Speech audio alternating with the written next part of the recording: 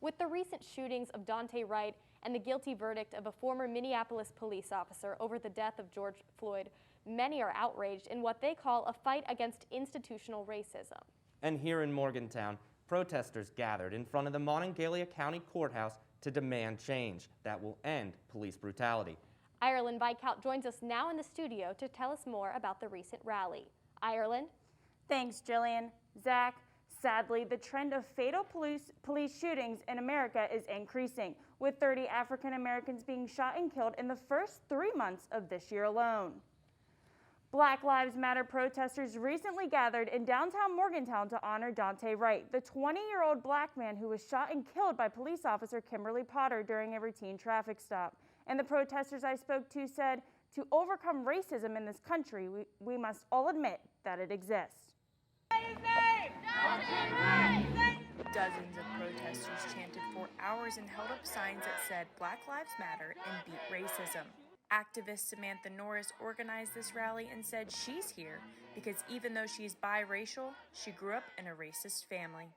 My family doesn't even talk to me. They my mom had us and they just completely cut us off. And my mom died a few years ago and not one member of her family reached out to me to tell me that they were sorry.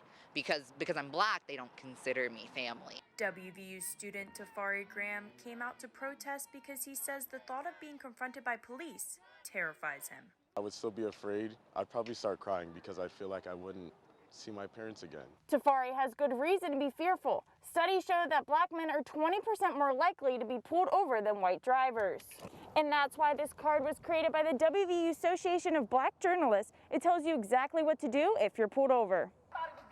And for many black Americans, the first conversation they may have with their child is what to do during a police encounter. So I just started taking a video, and then I called my parents, and they just stayed on the line. I mean, it turned out fine, I'm still here, but it's just crazy that I thought I might not have made it. Many of these protesters also told me they want increased community control over policing and more resources dedicated to supporting black communities.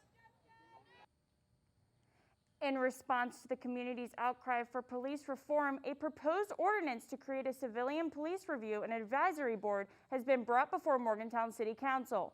If approved, this 9-member board would be the second of its kind in West Virginia.